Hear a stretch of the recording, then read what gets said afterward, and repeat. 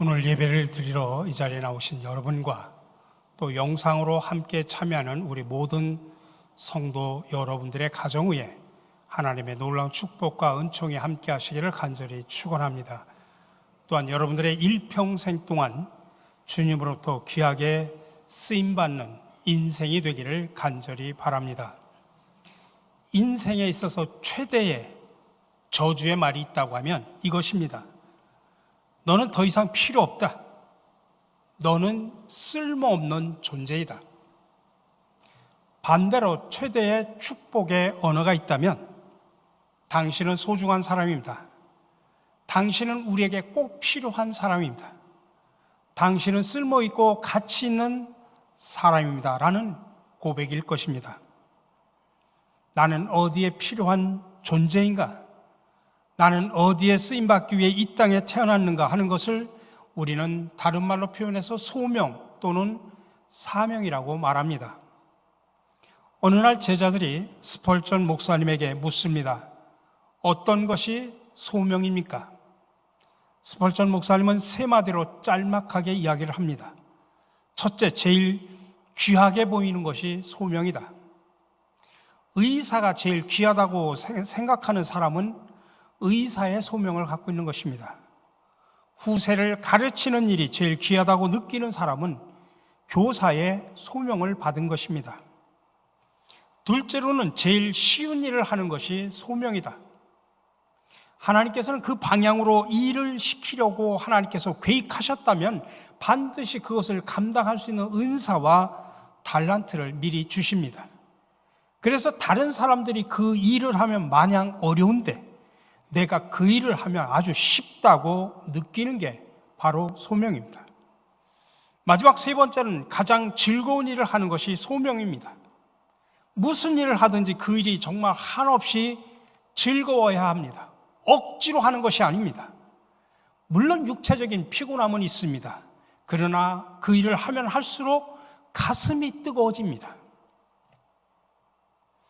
오늘은 특별히 교회력으로 종려주일을 맞이하면서 2000년 전 예수님께서 예루살렘에 입성하실 때 소중히 쓰임을 받았던 인물들을 통해서 하나님은 나를 어떻게 쓰기를 원하시는가? 아니, 하나님께 쓰임받는다고 하는 것이 얼마나 복된 것인가? 하나님은 어떤 사람을 쓰시는가? 우리가 함께 나누며 은혜를 받고자 합니다. 첫 번째로 우리가 분명히 기억해야 될 것은 하나님의 계획의 성취가 바로 나임을 분명하게 아셔야 됩니다. 우리가 쓰임받는다고 하는 것은 참 좋은 일이죠. 그것도 귀한 사람에 의해 쓰임받을 때 더욱 행복합니다. 오늘 본문에 예수님의 예루살렘 입성길에 쓰임받은 사람들이 나옵니다. 그런데 여기서 가장 소중하게 쓰임받은 존재는 사람이 아니라 한 마리의 어린 나귀였습니다. 예수님께서 예루살렘 감람 기슭에 있는 벳박의 마을까지 왔을 때 제자 둘을 맞은편 마을로 보냈습니다. 그 건너 마을이 마가복음과 누가복음에 의하면 베다니로 기록되어 있습니다. 벳박에와 베다니는 감람산을 기슭에 서로 마주보고 있는 이웃 동네였습니다. 예수님께서 말씀하시기를 베다니 마을에 들어가면 큰 나귀와 작은 나귀 한 마리가 묶여 있을 텐데 풀어 끌고 오라고 말씀하십니다. 마가복음, 누가복음 본문에서는 아직 아무도 타보지 않은 작은 나귀 새끼를 풀어 끌고 오라고 말합니다. 그리고 제자들을 보내며 예수님께서 말씀하셨습니다. 만일 누가 너희에게 왜 나귀를 풀어 끌고 가느냐 묻거든 주가 쓰시겠다 하라. 오늘 우리는 이 본문을 대할 때 몇 가지 의구심을 갖습니다. 첫째는 예수님께서 거기 나귀가 매어 있는 것을 어떻게 하셨을까?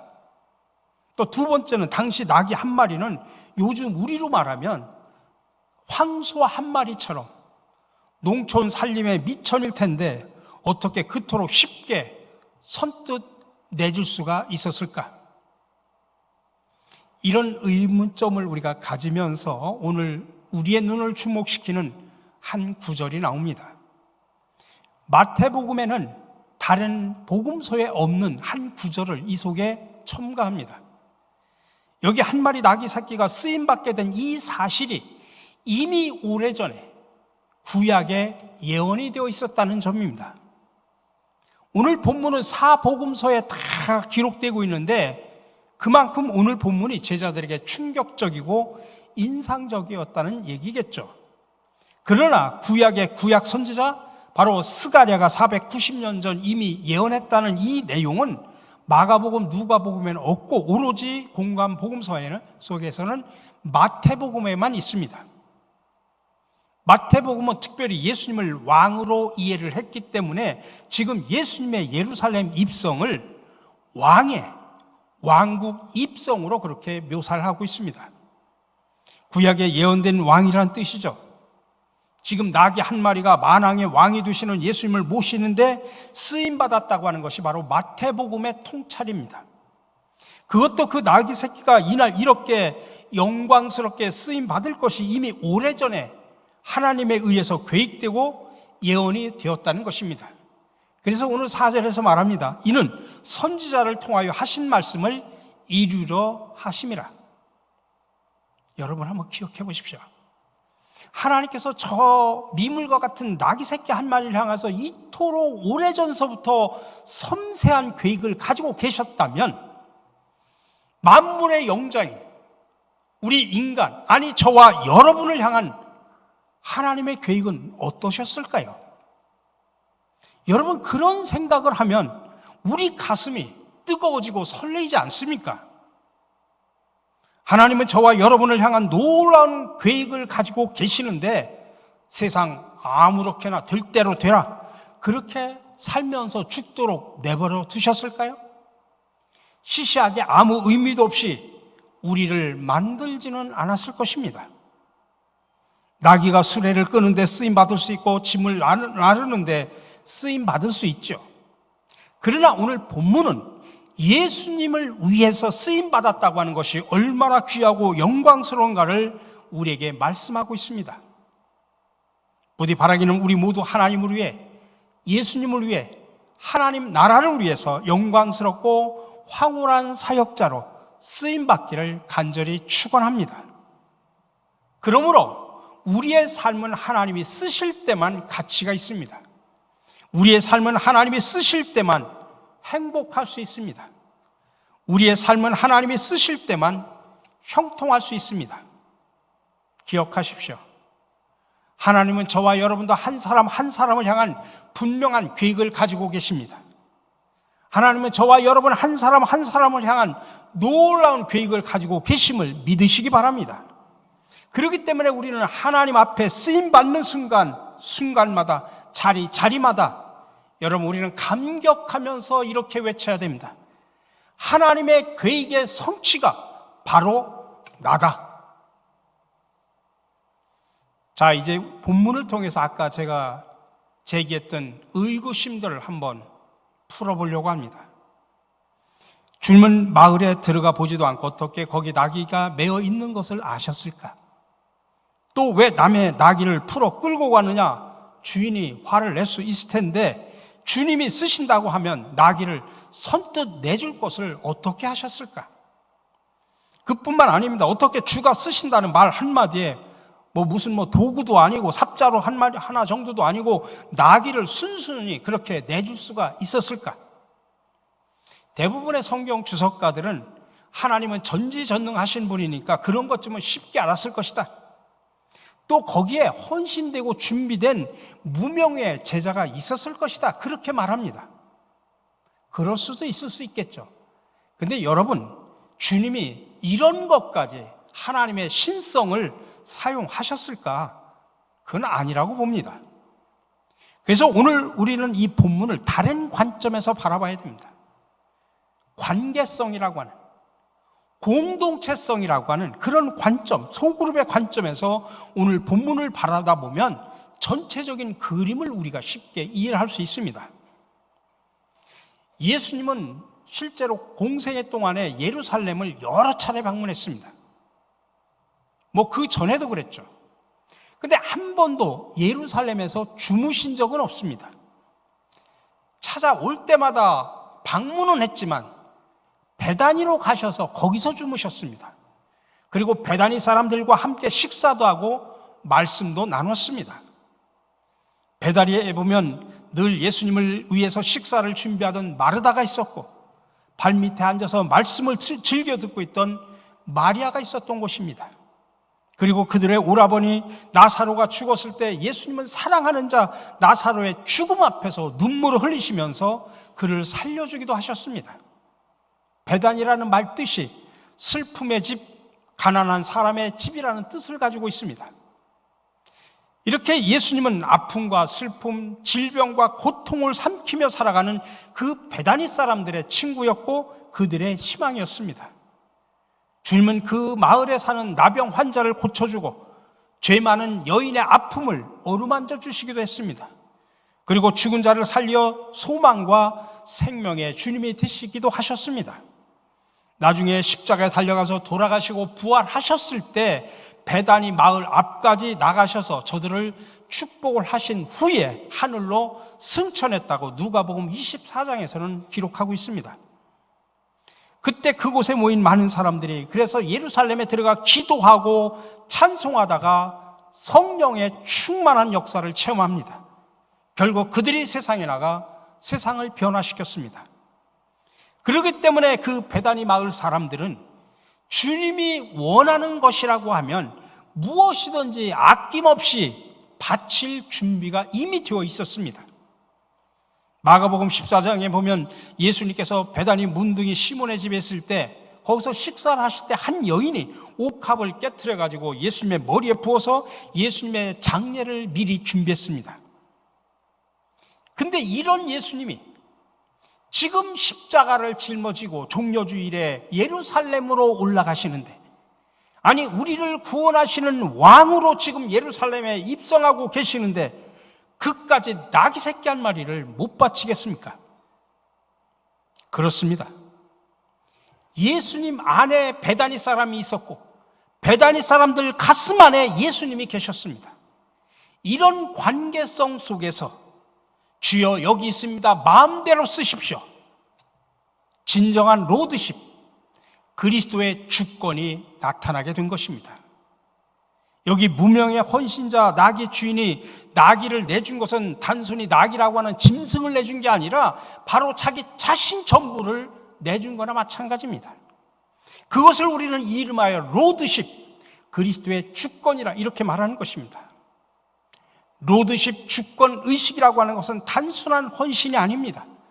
내가 예수 안에 예수가 내 안에, 예수 그리스도의 임재와 능력이, 내 삶의 목적이 그분에게 온전히 연결되어지는 영광의 단계를 말하는 것입니다. 그래서 내 것과 예수님 것에 구별이 없습니다. 바로 그때 그런 믿음으로 하나가 될 때 모든 것을 내어놓을 수 있게 되는 신비의 단계를 들어가게 되는 것입니다. 우리 교회 권사님 가운데 임순희 권사님이 계십니다. 연세가 79세, 80세가 되시는데 이분이 여기서 사시다가 이제 몇 주 전에 천안으로 이사를 가셨습니다. 근데 우리 권사님은 아들이 없습니다. 자녀들이 하나도 없습니다. 근데 조카들이 얼마나 효성이 지극한지, 여기에 또 조카가 권사님 원룸에 사시고 이 조카 집에 아이들을 케어해 주면서 여기서 있다가 이번에는 천안에 사는 조카가 조그만 아파트를 마련하고 평생 여기 와서 사시라고 하면서 글로 모셔서 이사를 몇 주 전에 가셨습니다. 근데 이 권사님이 몇 주 전에 저를 찾아오셨는데 조그만 봉투를 내놓고 하나님 앞에 특별 헌금을 드립니다 하면서 헌금을 보니까 액수가 2,500만 원입니다. 그래서 무슨 돈인가 했더니 바로 여기서 원룸으로 사실 때 원룸의 보증금입니다. 그 권사님 입장에서는 모든 재산이에요.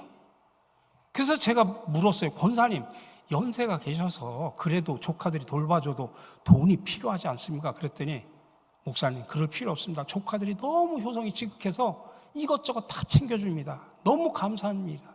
그래서 저는 모든 걸 하나님 앞에 바치고 싶습니다. 그 전에 이미 조카들한테 얘기를 했대요. 내가 무슨 일이 생기더라도 이 돈은 하나님 앞에 꼭 바쳐라. 그렇게 유언처럼 이야기를 하셨대요. 그래서 특별 헌금, 성경금으로 바쳐서 오늘도 우리가 그 귀한 헌금을 가지고 우리가 정말 귀한 의미로 사용하려고 계획을 하고 기도 중에 있습니다. 갈라디아서 4장 15절에서 말합니다. 너희의 복이 지금 어디 있느냐? 내가 너희에게 증언하노니 너희가 할 수만 있었더라면 너희 눈이라도 빼어 나에게 주었으리라. 여러분, 예수님은 지금 베다니 사람들과 한 가족이 되었기에 어디에 누구의 나귀가 매여 있고 어디에 어떤 나귀가 있는지 훤히 알고 계셨습니다. 그리고 주께서 쓰시겠다라고 말만 하면 억지로 내놓는 것이 아니라 기쁨으로 흔쾌히 내놓을 것도 이미 아셨던 것입니다. 여러분, 이게 바로 천국 가족입니다. 예수님과 베다니 사람들은 이미 천국 가족이 되었습니다. 이게 바로 예수 그리스도의 주권, 로드십입니다. 그게 바로 헌신이고 그것이 바로 사랑입니다. 진정한 로드십, 예수 그리스도의 주권 의식은 예수님께서 나를 사셨다, 나를 살리셨다, 그리고 나를 사셨다, 핏값으로. 그리고 나는 예수님의 것이다. 그런 구원에 대한 감격과 감사 속에서 나오는 것입니다.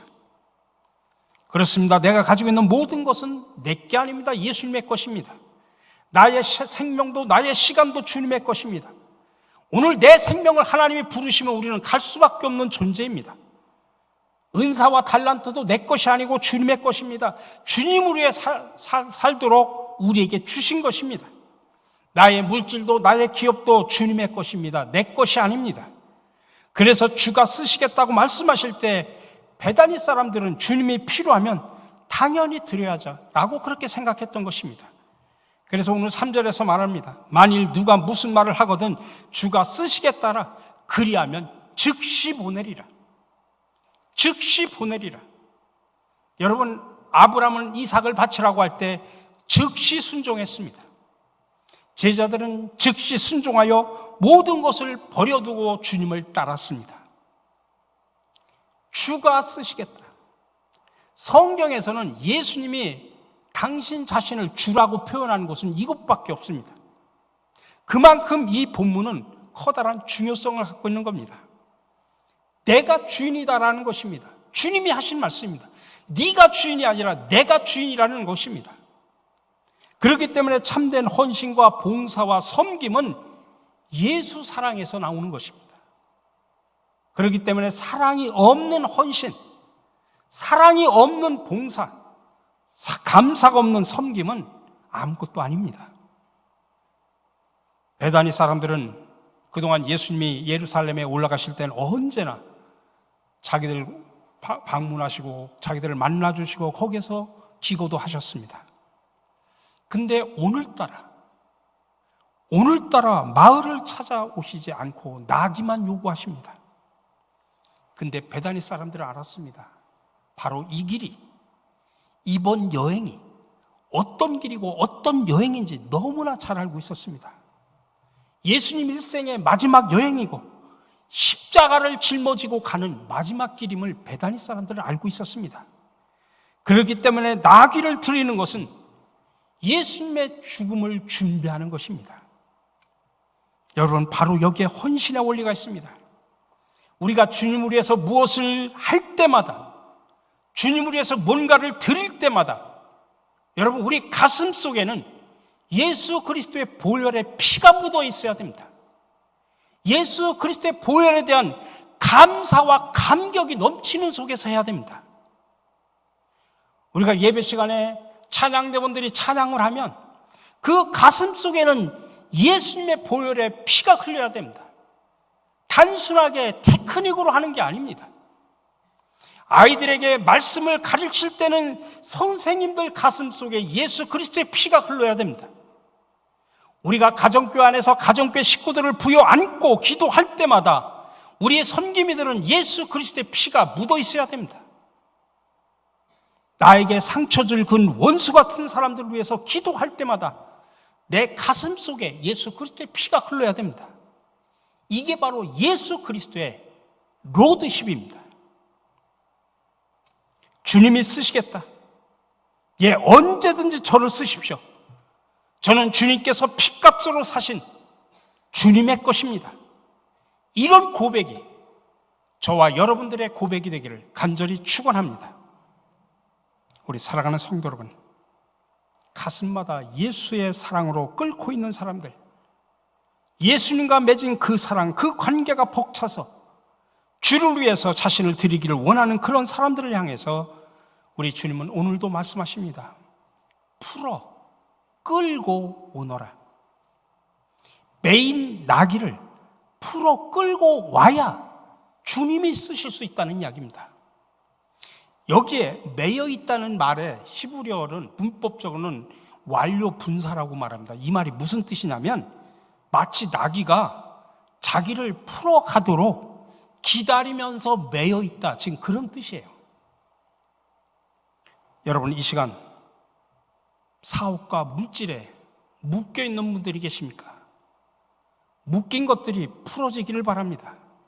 그리고 주님을 위해서 바르게 쓰이기를 간절히 바랍니다. 혹시 질병에 묶여 있는 성도들이 계십니까? 예수 그리스도의 이름으로 명하노니 묶인 질병들은 풀어질지어다. 여러분, 주신 건강 주님을 위해 올바로 쓰시기 바랍니다. 건강할 때는 엉뚱한 짓을 하다가 질병에 걸려서 그때서 아이고 내가 건강할 때 더 좀 열심히 봉사할 걸, 껄껄하지 마십시오. 자녀들도 헛된 곳에 묶어두지 말고 풀어 주님 앞에 맡기시기 바랍니다. 그러면 주님이 들어서 귀하게 사용하십니다. 주님께서 쓰셔야 할 것들이 엉뚱한 데 쓰이게 될 때는 여러분, 풀렸던 것들도 묶일 수 있다는 사실 기억하시기 바랍니다. 우리의 기회도 명예도 건강도 물질도 주님께서 묶어버리면 능히 풀 자가 없습니다. 여러분, 우리가 기억해야 되는 것은 많은 사람들이 놓치고 있는 건 뭐냐면 내가 가지고 있는 모든 것들 주님이 쓰시지 않으면 내가 쓰는 것으로 착각하고 있는데 정말 착각입니다. 그것을 하나님께서 나를 쓰지 않으면, 내가 가지고 있는 나의 모든 것을 하나님께서 쓰지 않으면 결국 내 것이 아니라 마귀가 쓴다는 사실을 기억하시기 바랍니다. 내 시간 하나님이 쓰지 않으면 마귀가 뺏어갑니다. 내 재능 하나님을 위해서 쓰지 않으면 거기에 사탄이 침략합니다. 내 물질 주님을 위해 쓰지 않으면 세상이 뺏어갑니다. 내 육체 하나님의 영광을 위해 쓰지 않으면 사탄의 노예가 된다는 사실을 기억하시기 바랍니다. 주님이 쓰시겠다. 나귀 새끼 한 마리도 주님의 영광을 위해서 쓰임받았다는 사실입니다. 그렇다면 여러분들을 향해서 오늘 주님께서 내가 너를 쓰시겠다라고 말한다고 하면 여러분은 뭐라고 답변을 하시겠습니까? 큰 것 드리려고 하지 마시고 작은 것 하나라도 주님을 위해서 드리시기 바랍니다. 그러면 주님께서는 그것을 귀하게 사용하셔서 하나님의 영광을 위해 쓰임받게 된다는 사실을 기억하면서 주님이 쓰시겠다고 말씀하실 때 주님, 그렇습니다. 제가 드립니다. 저를 드립니다. 하나님 사용하여 주시옵소서. 하나님의 영광을 위해 쓰임받게 하여 주시옵소서. 믿음으로 고백하며 살아가는 저와 여러분들의 삶이 되시기를 주님의 이름으로 간절히 축원합니다.